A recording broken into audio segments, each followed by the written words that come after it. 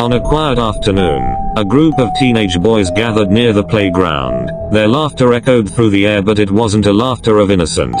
These boys, filled with arrogance and misplaced confidence, had spent summer days finding amusement in tormenting others. Tell us where you are watching from as we dive into the full story. Don't forget to subscribe. In the heart of downtown Atlanta, where the hustle and bustle of city life never seemed to pause, lived Mr. Samuel Williams, a retired karate master. His small apartment, adorned with martial arts trophies and faded photographs of his younger self competing in tournaments, reflected his lifelong dedication to the art. Every morning, he woke up at dawn, practicing kata routines on the worn wooden floor of his living room, a ritual that centered him for the day ahead.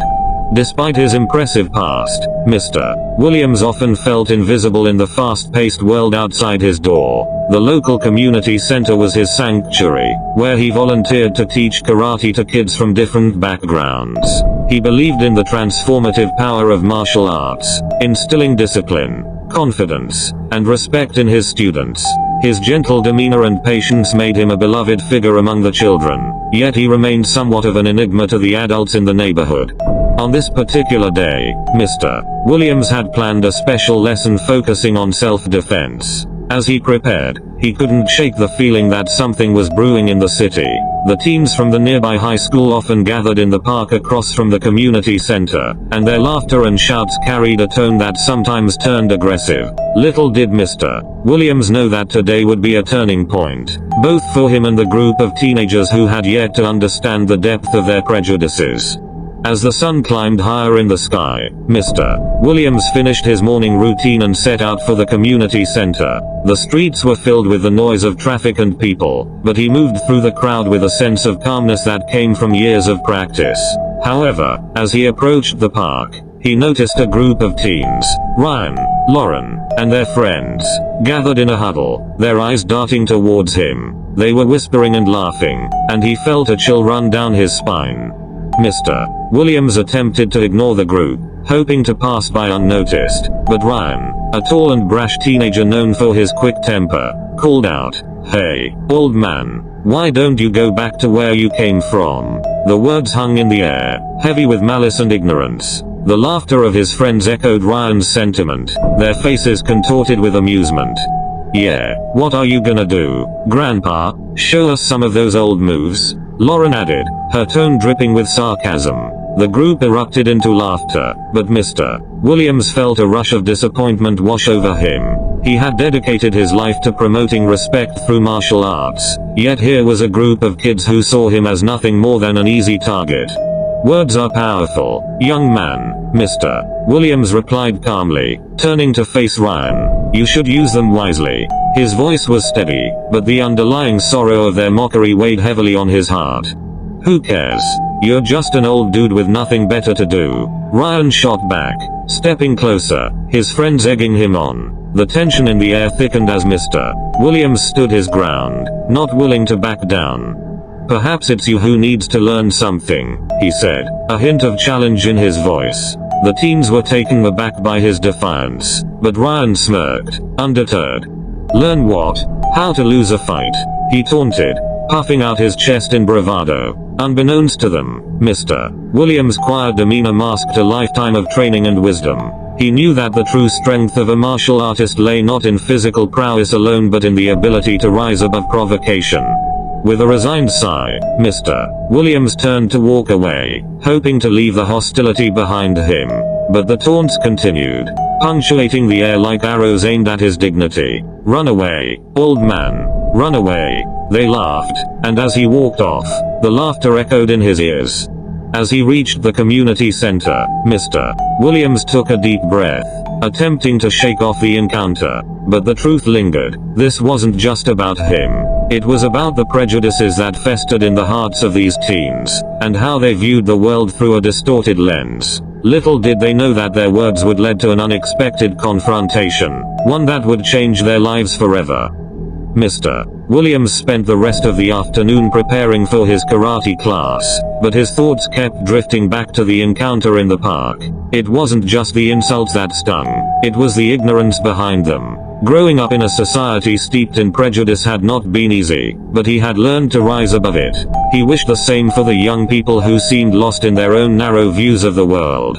As the class began, he noticed a few of his regular students, kids who looked up to him for guidance and wisdom. He shared stories of his journey through martial arts, emphasizing the core values of respect, perseverance, and humility. They listened intently, and he could see their admiration reflected in their eyes. However, in the back of his mind, the memory of Ryan and his friends lingered like an unwelcome shadow. He pondered whether they would ever understand the essence of what he was teaching. As the lesson progressed, he decided that it was time to take a different approach, not just for his students but for the teens who had shown him such disrespect. After the class, he gathered his students. "Today, I want to extend an invitation," he said, his voice steady and confident. "There are some kids at the park who could use a lesson in karate. I think it might be beneficial for all of us." The students looked at him, confused but intrigued. "Do you mean those guys who were bullying you?" asked Jamal, a tall boy with a kind heart. "Yes, Mr. Williams replied, a small smile breaking through his otherwise serious demeanor. "Sometimes, the best way to teach is to confront ignorance head-on." With a plan in mind, Mr. Williams decided he would go back to the park the next day, with his students in tow. He believed that by showcasing the positive aspects of martial arts, he could help dispel the hate and ignorance that had fueled the encounter. It was an uphill battle, but he felt a renewed sense of purpose. The next day, Mr. Williams and his students arrived at the park with a mixture of excitement and apprehension. They found Ryan and his friends lounging on the grass, engrossed in their smartphones and laughing. Mr. Williams took a deep breath and approached them, flanked by his students. "Hey there," he called out, his tone friendly yet firm. Ryan and the others looked up, surprised to see the old man again. "What do you want, Grandpa?" Ryan sneered, but there was a hint of uncertainty in his voice. "I'm here to invite you to a karate lesson," Mr. Williams announced, looking directly at Ryan. "I believe we can all learn something valuable." The teens exchanged glances, their expressions a mix of disbelief and amusement. "You want us to learn from you? Seriously?" Lauren laughed, her voice dripping with mockery. "Yes, Mr. Williams replied, unwavering. "It could be a great opportunity to understand each other better. Karate is about more than just fighting. It teaches respect, discipline, and self-control." The group was silent for a moment, and then Ryan shrugged. "Fine, we'll humor you, but don't expect us to take it seriously. Just come and see," Mr. Williams urged, his voice warm and inviting. "You might be surprised by what you learn." Reluctantly, the teens agreed to join him at the community center later that afternoon, while Mr. Williams felt a flicker of hope. Perhaps, just perhaps, he could turn this around and foster understanding where there had only been division. As the afternoon sun cast a warm glow over the community center, Mr. Williams prepared for the teens' arrival. He set up the mats, ensuring the space was welcoming. When Ryan and his friends finally showed up, they were met with a room filled with laughter and energy from the younger students who had come for their usual classes. "What's this? A daycare?" Ryan scoffed, looking around at the younger kids practicing their kicks and punches. "More like a family," Mr. Williams replied, his voice steady. "And today, you'll be part of it." He gestured for them to join the class. Hesitantly, the teens stepped onto the mats, and the younger students watched them with wide eyes, curious about the newcomers. Mr. Williams began the session with basic stretches, teaching everyone how to prepare their bodies for training. He noticed the teens' initial resistance, but as they went through the motions, he saw them start to loosen up. The laughter of the younger students helped break the ice, and even Ryan couldn't help but crack a smile as he fumbled through a few stretches. After warming up, Mr. Williams moved on to basic karate stances. He demonstrated how to properly execute a front kick, emphasizing the importance of balance and control. The teens struggled at first, but Mr. Williams was patient, correcting their form and encouraging them. Karate isn't just about strength, it's about technique and precision, he explained, watching them closely. You can be strong, but if you don't know how to channel that strength, it's pointless. As the lesson continued, Ryan began to show signs of frustration, his bravado faltering as he tried to mimic the moves. "This is dumb," he muttered, his voice barely above a whisper, but Mr. Williams caught it. "Sometimes the hardest things to learn are the most important," he said, sensing the vulnerability beneath Ryan's tough exterior. "Don't let your ego get in the way of growth." Ryan looked taken aback. He wasn't used to being challenged like this, especially by someone he thought was beneath him. But deep down, a seed of curiosity began to grow. As the class progressed, Mr. Williams announced a friendly sparring session. "This will help you understand the application of what you've learned," he explained, his eyes sparkling with enthusiasm. "But remember, this is about respect and control. No one gets hurt today." Ryan's competitive nature kicked in. "I want to go against you," he declared, pointing at Mr. Williams. His friends laughed, but there was a hint of disbelief. They all expected Ryan to wipe the floor with the old man. Mr. Williams smiled softly, nodding. "Very well. But remember, it's not about winning, it's about learning." He stepped onto the mat, ready to demonstrate the art of sparring. The younger students cheered, eager to see the showdown. As they squared off, Mr. Williams explained the rules. "Keep it light and focus on technique. You'll learn more from a mistake than from a victory." Ryan charged forward with enthusiasm, throwing a wild punch. Mr. Williams sidestepped gracefully, avoiding the blow and using Ryan's momentum to gently guide him to the ground. The room erupted in laughter, but Ryan quickly got back to his feet, frustration etched across his face. Okay, I was just warming up," he shouted, determination flickering in his eyes. But as he tried again, Mr. Williams showcased a series of fluid movements that left Ryan stumbling and bewildered. "Impressive, huh?" Lauren whispered to her friends, her tone shifting as she began to see the skill behind the old man's movements. "I didn't know he had it in him." As the match continued, Ryan's confidence waned, and it became clear to everyone that Mr. Williams wasn't just an old man, he was a master of his craft. With every move, Ryan realized he had underestimated his opponent's capabilities. Finally, after a particularly graceful maneuver, Mr. Williams had Ryan in a hold, his control undeniable. "Do you see now?" he asked, helping Ryan back to his feet. "Strength without skill can only take you so far. It's about respect for yourself and for others." Ryan's face flushed with embarrassment, but there was a flicker of admiration in his eyes. For the first time, he began to see the old man not as a target for ridicule but as a teacher with a wealth of knowledge to share. After the sparring session, the atmosphere shifted in the community center. The teens, previously resistant to learning, now looked at Mr. Williams with a mix of respect and curiosity. Ryan, in particular, was reflective, his bravado diminished but replaced by a sense of humility. "Okay, that was kind of cool," he admitted reluctantly, wiping the sweat from his brow. "I didn't think you'd be that good."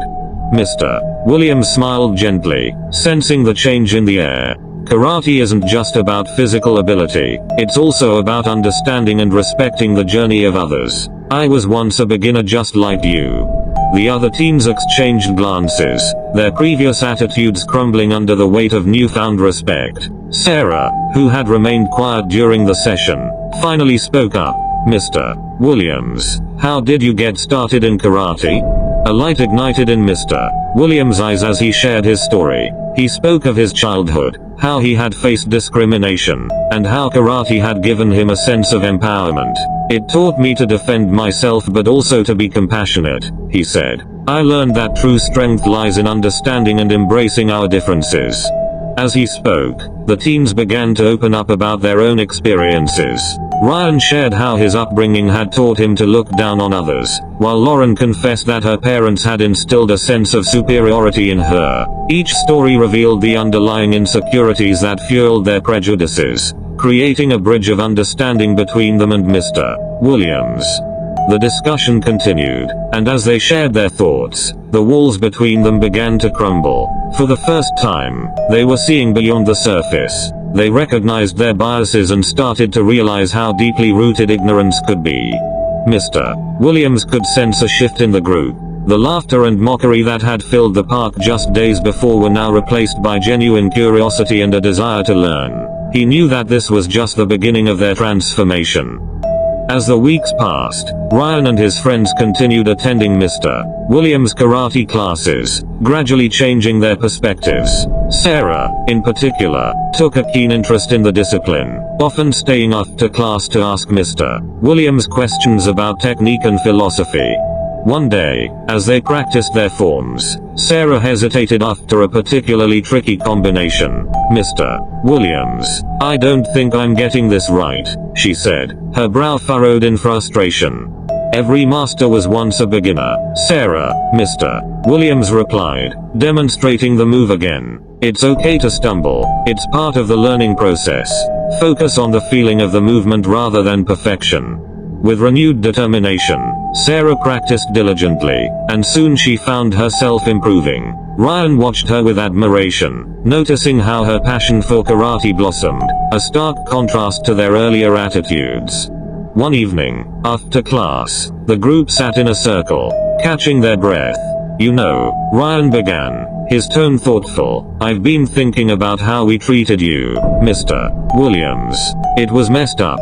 I guess I never really saw the person behind the age. I thought I knew what strength was, but I was wrong." Mr. Williams nodded, appreciating Ryan's honesty. "It takes a lot of courage to admit when you're wrong.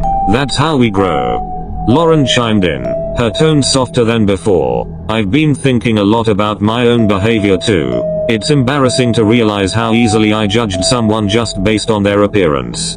Mr. Williams smiled at the sincerity of their reflections.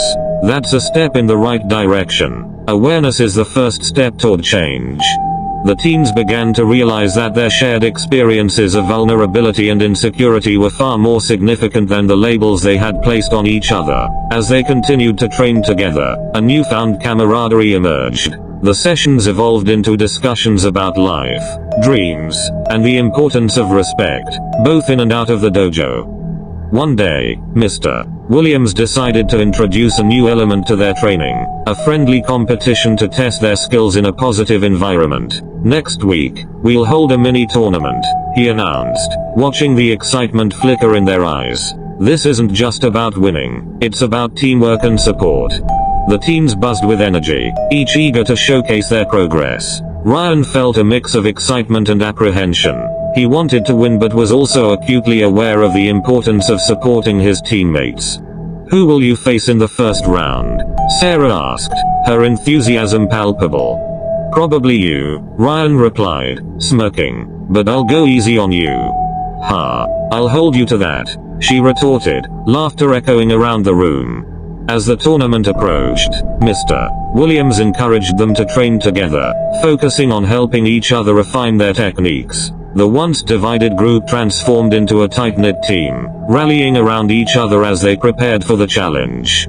The day of the tournament arrived, and the community center buzzed with energy. Friends and family filled the stands, eager to support the participants. Mr. Williams stood at the front, beaming with pride as he watched his students line up. "Remember," he said, addressing them, "this is about respect, discipline, and most importantly, supporting one another. You've all grown tremendously, and that's what matters." As the matches began, the teams faced off with enthusiasm, demonstrating what they had learned. Ryan found himself matched against Sarah in the first round. The friendly rivalry added excitement to the competition. As they sparred, both were surprised by how much they had improved. Their movements were fluid, their respect for each other evident in how they adjusted their techniques. When the match ended, Ryan and Sarah both laughed, breathless and exhilarated, realizing that they had become allies rather than adversaries. As the tournament progressed, the energy in the community center was electric. Mr. Williams felt a deep sense of fulfillment as he watched his students support one another, cheering for their peers regardless of the outcome. Ryan advanced to the final match, his confidence bolstered by the camaraderie he had found among his friends. He faced Lauren, who had also shown remarkable growth throughout their training. The two exchanged determined glances, their competitive spirit ignited. The match began, and both displayed impressive techniques. As they sparred, Ryan felt a newfound respect for Lauren. She had transformed from someone he dismissed into a worthy opponent who had worked hard to improve. But in a moment of adrenaline-fueled overconfidence, Ryan lunged for a strike, miscalculating his momentum. He stumbled and fell hard to the ground, the air knocked out of him. The gym fell silent as everyone rushed to his side. "Ryan," Sarah called, her voice filled with concern. Mr. Williams knelt beside him, ensuring he was okay.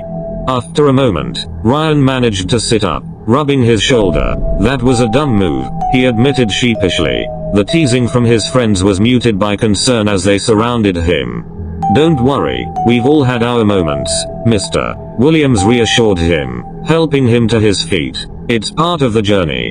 With encouragement from his friends, Ryan took a deep breath.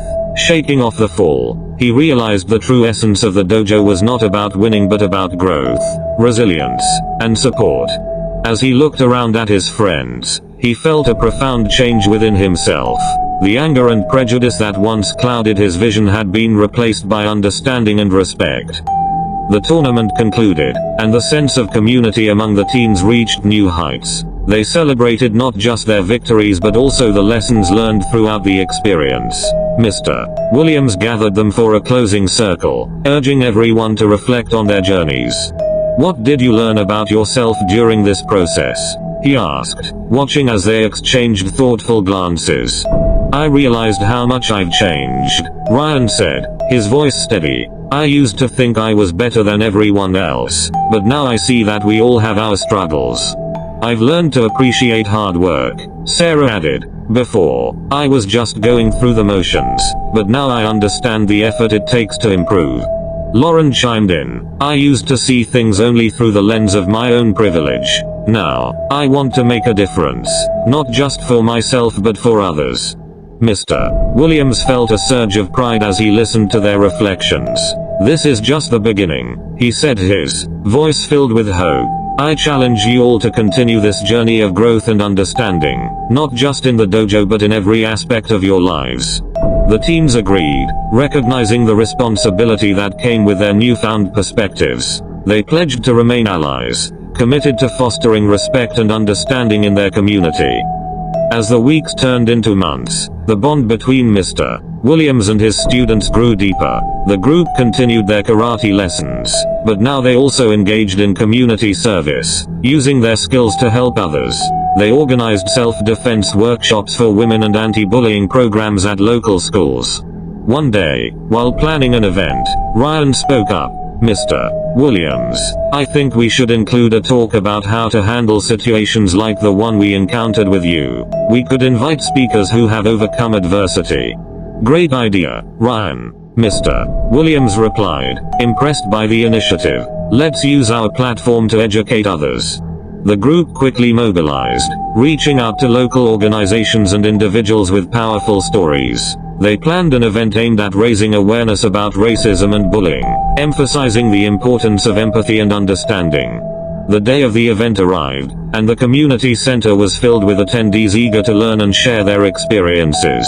Mr. Williams stood at the front, looking out at the diverse crowd. He felt a sense of accomplishment, knowing that his students were not just learning karate but also becoming advocates for change. As the speakers shared their stories, Ryan, Lauren, and Sarah took turns facilitating discussions, encouraging dialogue among attendees. The energy in the room was electric as stories of triumph over adversity flowed, highlighting the power of understanding. While the event was a success, Ryan still struggled with his past actions. One afternoon, he and Mr. Williams sat together, reflecting on their journey. "Mr. Williams," Ryan began hesitantly, "I still feel ashamed of how I treated you. I wish I could take it back." Mr. Williams placed a hand on Ryan's shoulder, offering reassurance. "It's natural to feel that way, but it's important to focus on how you've changed since then. Use that pain to fuel your desire for growth and understanding." Ryan nodded, contemplating his words. "I want to do more. I want to make sure that no one else feels the way I made you feel." Mr. Williams smiled, impressed by Ryan's commitment to change. "Channel that desire into your actions. Continue to advocate for kindness and respect, and remember that it starts with how you treat others.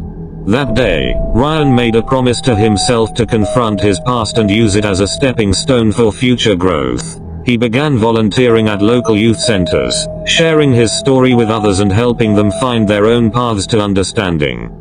As time passed, the community event became an annual tradition, attracting larger crowds each year. The impact of the event rippled through the city, fostering dialogue and understanding among diverse groups.